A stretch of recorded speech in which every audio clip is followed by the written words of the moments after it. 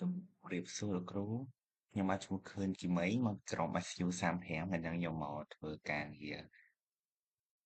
ដែលជាការងារ midterm ទី2ដែលការងារហ្នឹងពាក់ព័ន្ធជាមួយនឹងការគ្រប់គ្រងក្រុមនិង file permission នៅក្នុង Linux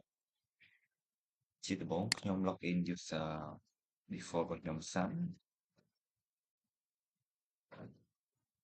អូខេអញ្ចឹងខ្ញុំបានធ្វើការ success ហើយអញ្ចឹងខ្ញុំមកធ្វើការលើ create ពាក់ព័ន្ធជាមួយនឹងក្រុម developer UX UI និង DevOps ចឹងក្នុងការបង្កើត3ហ្នឹងជាជំហានដំបូងយើងប្រើគ្រប់ដើម្បី check command list គ្រប់ add .have ដើម្បី check មើលនៅ command list ដែលយើងអាចប្រើបានចឹងខ្ញុំនឹងយកប្រើ command list ពាក់ព័ន្ធជាមួយនឹង .g ដែលវាភ្ជាប់ជាមួយនឹង ID ចឹងខ្ញុំ clear មួយសិនដើម្បីកុំឲ្យញ៉ៃពេកចឹងហើយយើងបង្កើតនៅក្រុម sudo ក្រុម add .g លេខ ID 100ចំពោះ div up ready developer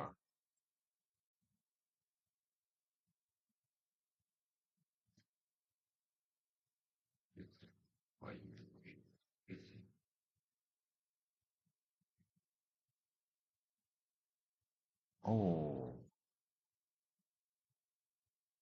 វាថាជាន់ ID ចឹងខ្ញុំដាក់លេខ2000មកទៅបើវាជាន់ជាមួយ ID គេផ្សេង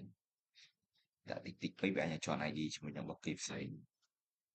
ចឹងរបស់ខ្ញុំគឺបានចូលមួយហើយចឹងខ្ញុំដាក់ថែមគ្រប់មួយទៀតអ្វីទេគ្រាន់តែដូរ ID ទៅ2000 1000 UI UI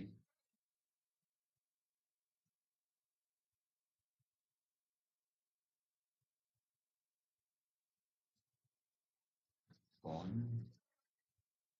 ក៏ពិតខ្ញុំគួរតែដាក់ពី1000ទៅតែឥឡូវជ្រុលទៅជាអញ្ចឹងឯងចឹងហ្មងទៅ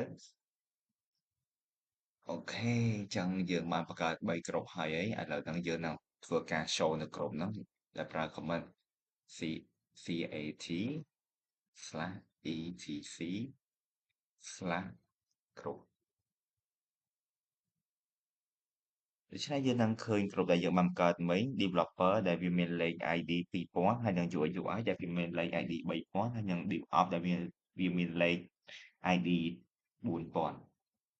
ដូច្នេះយើងឃើញថាក្រុមរបស់យើងគឺ success ហើយដូច្នេះចឹងយើងនឹងធ្វើការមកដល់ចំណុចទី2នេះពាក់ព័ន្ធជាមួយនឹង delete developer group and show it មានន័យថាលុបហើយបង្កើតលុបហើយធ្វើការបង្ហាញវាចឹងដឹងថាវាបានលុបហើយទៅនៅចឹងចឹងយើងមកចូលដល់ command sudo group del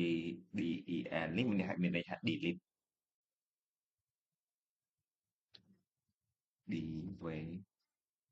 developer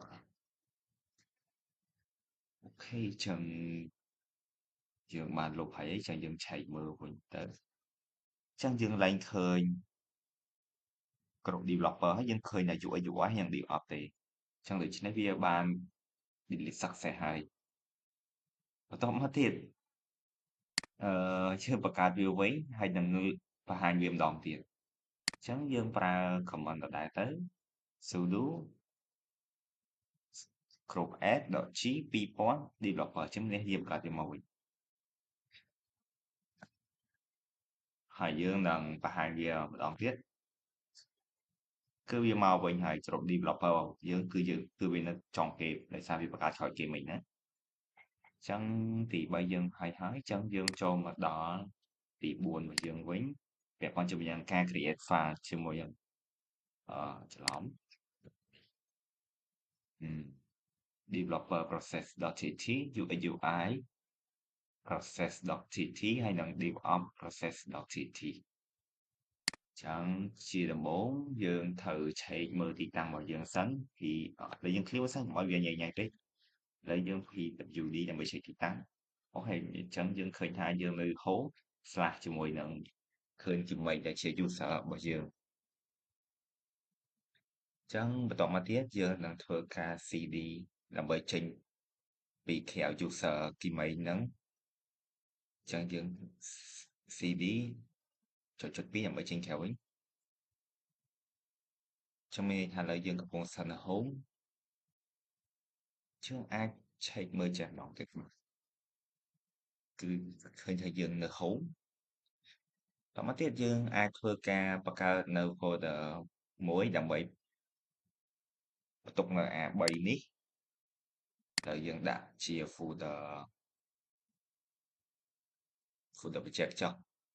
ញ្ចឹងជាដំបូងយើងវាយ sudo mkdir project អញ្ចឹងយើងបង្កើតហើយអញ្ចឹងយើងចង់ដឹងថាវាបង្កើតជោគជ័យអត់យើងលេខវាមួយសិនអូខេ project យើងគឺមកហើយនេះគឺជា project folder project របស់យើងតមកទៀតយើង cd ទៅកាន់ folder project របស់យើងយកតាមដង projects គឺយើងចូលមកកាន់ហ្នឹងហើយ check មួយទៀតឲ្យច្រឡំ PWD អូខេអញ្ចឹងមានន័យថាឥឡូវនេះយើងកំពុងស្ថិតនៅ home slash ជាមួយនឹង project អញ្ចឹងយើងចូលទៅបង្កើតតា3 file ហ្នឹង sudo touch បង្កើត3 file tt ហ្នឹង developer the process ux ui process new op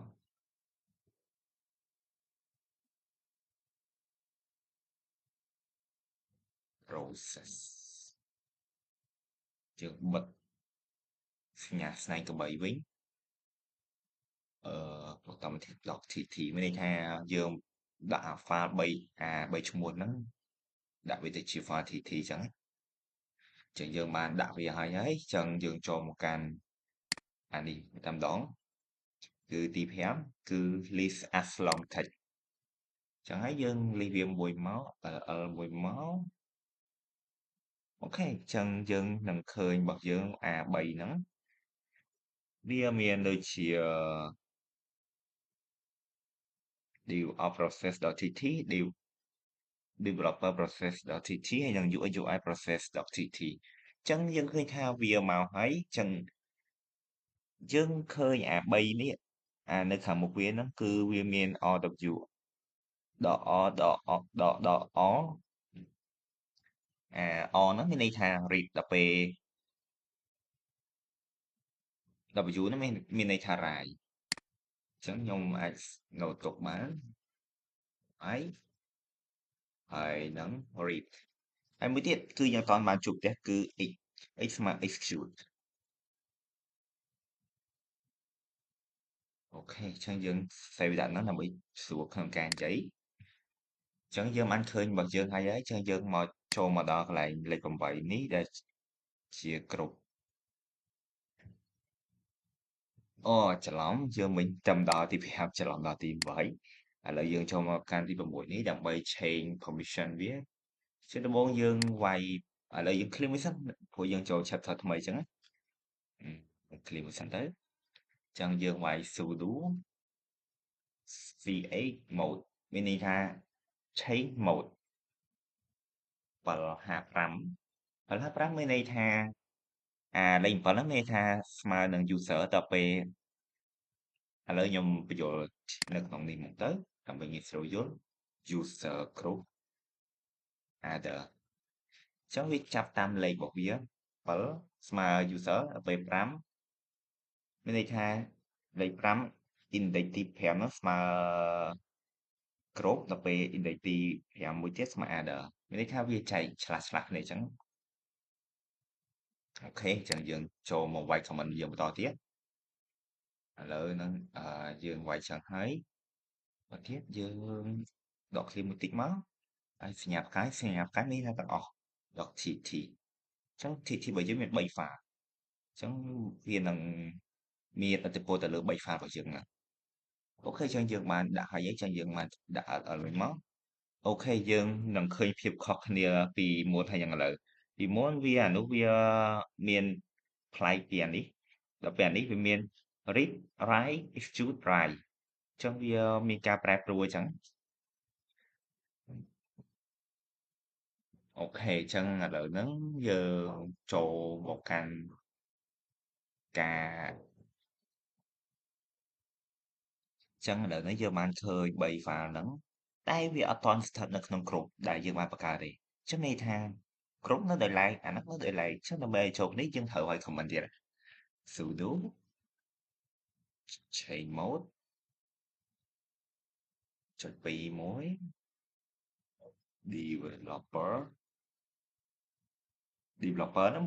ចុច2 developer មានន័យថាវាសំដៅទៅលើក្រុមដល់ពេល developer មួយទៀត developer process .tt មានន័យថា tt file ហ្នឹងឯង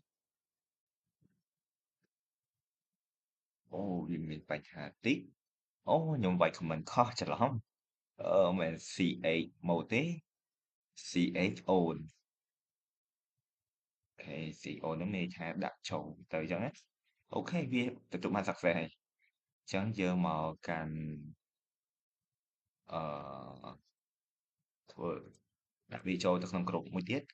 គឺលឹកហ្នឹងទៅពោល UI UI ម្ដង UI UX UI process .tt អូខេវាចូលបានមួយទៀតហើយអញ្ចឹងយើងមកកាន់ចុងក្រោយគេគឺ DevOps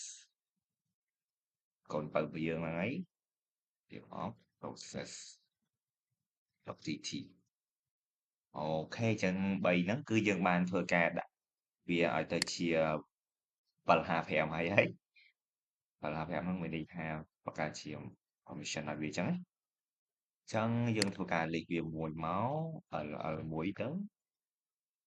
នេះគឺយើងនឹងឃើញពាក្យថា root developer អាកន្លែងហ្នឹងមានន័យថាវាអាហ្នឹងជាគ្រប់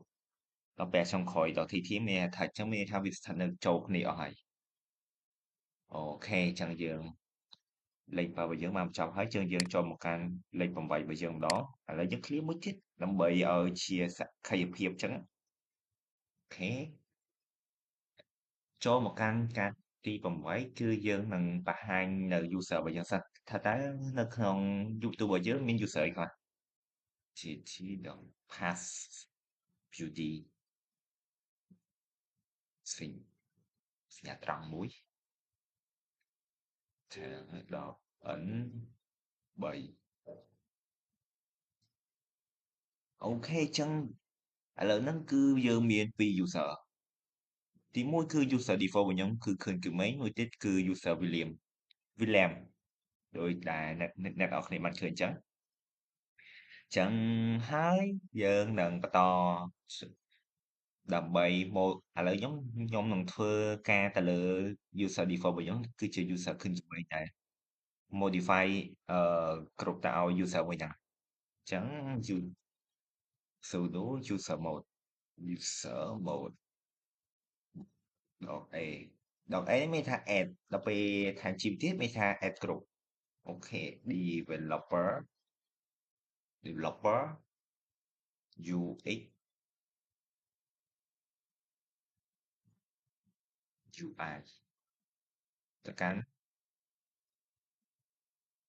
គឺទៅកាន់បាយកឡោតិចគឺ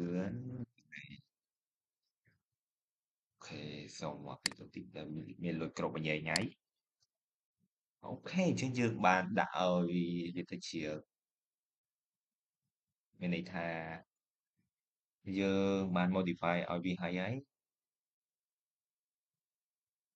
អ្វីដែលយើងបាន modify គឺយើង modify ដាក់ឲ្យ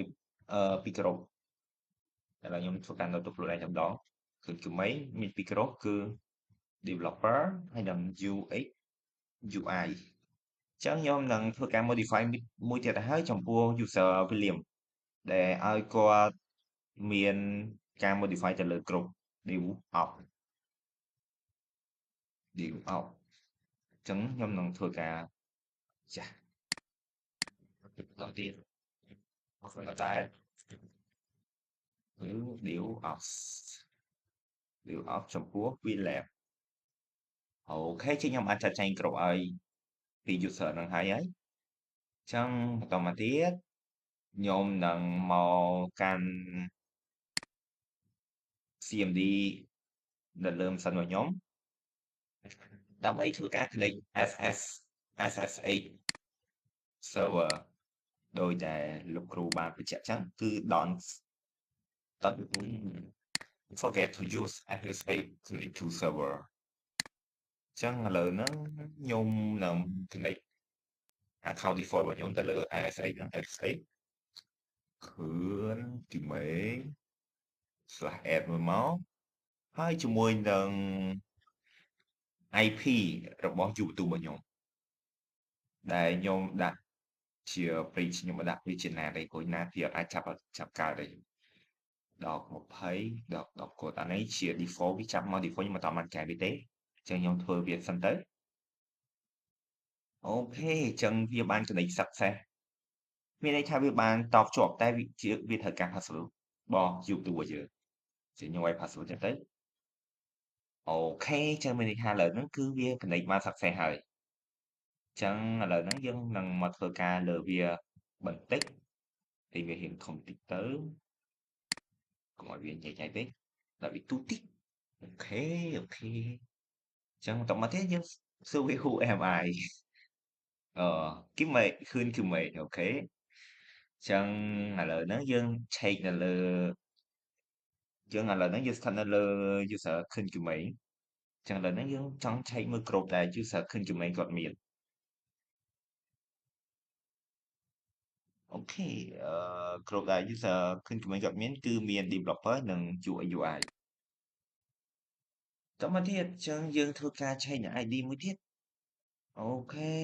ID គឺអានេះ ID របស់ user របស់យើងទេអានេះយើងកុំមើលវាអីគ្រាន់តែឲ្យមានការច្បុកច្បល់ទេយើងមើល2000គឺសម្រាប់ developer ហើយនិង3000សម្រាប់ UI UI របស់យើងវិញ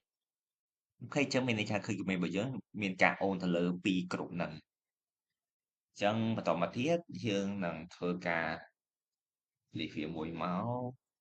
អូខេអញ្ចឹងស្រុកឲ្យយើងមានតូតា68របស់នៅក្នុងនោះអូខេអញ្ចឹងយើង clear មួយសិនមកកុំឲ្យវាញ៉ៃពេកអញ្ចឹងយើងនឹងធ្វើការសាក់តេស្តទៅលើ DevOps ដែលយើងអត់មានការអូនទៅលើវាចង់ដឹងថាតើ user របស់យើងអាចធ្វើការ retry វាឬក៏ចូលវាបានអត់ចឹងព្រោះយើងបានធ្វើការដាក់វាដាក់ DevOps នឹងចំពោះ user ឃើញ domain ទេ process .tt DevOps process.tt អូខេចុងមានន័យថាវាអត់មាននៅក្នុង binary របស់យើងទេឬក៏វាអត់មានអីសោះតែម្ដង DevOps process អញ្ចឹងឥឡូវនេះយើងសាកធ្វើការនេះតែម្ដង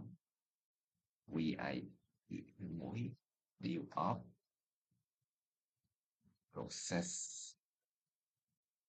pt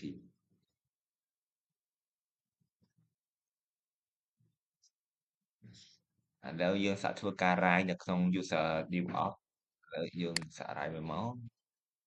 គឺ write អត់កើតទេគឺ write អត់កើតតែម្ដងហាហាអញ្ចឹងយើងមានតែធ្វើការចេញទៅវិញ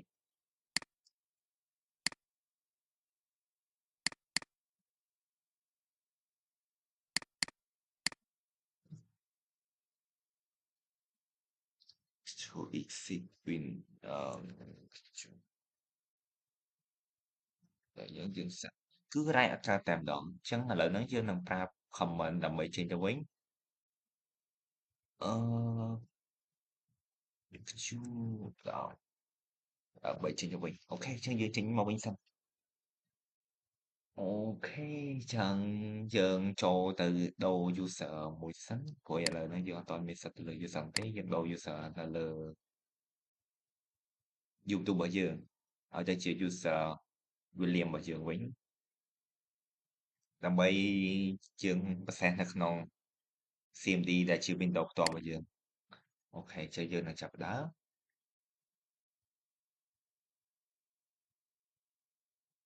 ឥឡូវនេះយើងកំណត់ដោយ user ឥឡូវខ្ញុំគិតថាយើងគួរតែកំណត់ឲ្យ user ទាំងអស់ហ្នឹងគាត់អាចធ្វើការ read and write ឲ្យសិន sudo chmod 7770 devops អានេះគឺជា common prompts ថ្មីដែលកំណត់ឲ្យមានមានការ read and write ហើយនិង execute មានភាពប្រសិទ្ធលក្ខណៈថាមានអត្ថភាពជាងមុនអូខេចឹងយើងបានកំណត់ហើយចឹងយើងមក Windows CMD វិញហើយយើងធ្វើការ exit view មួយ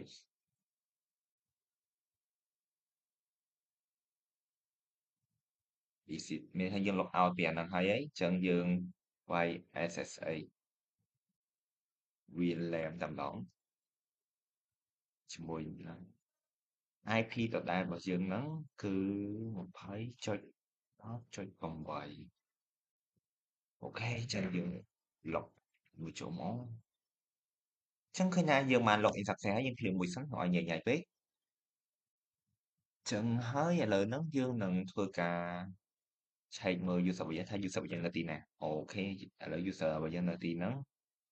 ចឹងយើងដាក់ cd ឥឡូវយើង leave វាមួយសិនអូខេយើងមាន folder អីខ្លះអូខេឃ្លៀងទៀត cd home ហើយនឹង projects អូខេឥឡូវនេះយើងស្ថិតនៅក្នុង folder project ចឹងយើងស្ថិតនៅក្នុង folder project យើងឆែកមើល LL មួយទៀតអូខេចឹងវានឹងបង្ហាញឲ្យយើងឃើញនៅ list ដែលយើងចង់ឃើញចឹងយើងសាកចូលទៅធ្វើការ write ទៅលើ DevOps ព្រោះមុននេះខ្ញុំបានធ្វើការកំណត់សិតអត់ទេឥឡូវហ្នឹងយើងនឹងធ្វើការឆែកឥឡូវសាក write នៅលើព្រោះយើងបានដូរ user ហើយឥឡូវយើងសាកចូលទៅក្នុង DevOps ព្រោះមុនហ្នឹង user គឺជំនាញគាត់អាចចូលទៅក្នុង DevOps បានតែគាត់អត់អាចធ្វើអីបានទេព្រោះគាត់អត់មានសិទ្ធិចឹងយើងចូលមកកាន់ DevOps ឥឡូវហ្នឹងយើងស្ថិតនៅក្នុង user William DevOps process.gt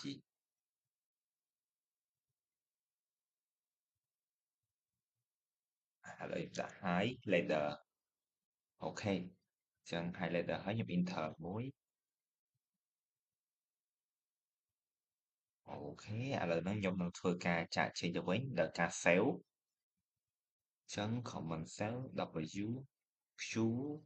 ស្ដាប់មួយវិញខ្ញុំ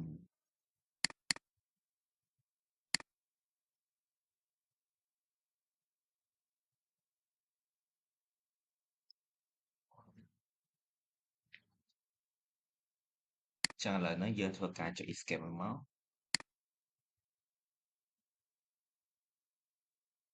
អូខេចា៎ពេលដែលចុច escape ហើយយើងចុច save វិញមក command ដើម្បី save u q យ៉ាងមួយ save ចឹងយើងនឹងធ្វើការ show នៅ dev របស់យើងវិញហ្នឹងដែលយើងបានធ្វើការ write វាហើយនឹង save វាវិញហ្នឹង save ហ្នឹងស្មើ execute ហ្នឹង devops process.tt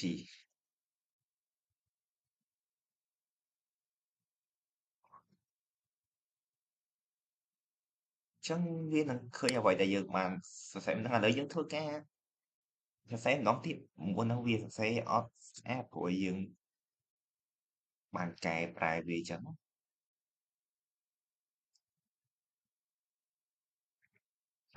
យើងដាក់វា hi I am study MIS ចឹង escape មួយមក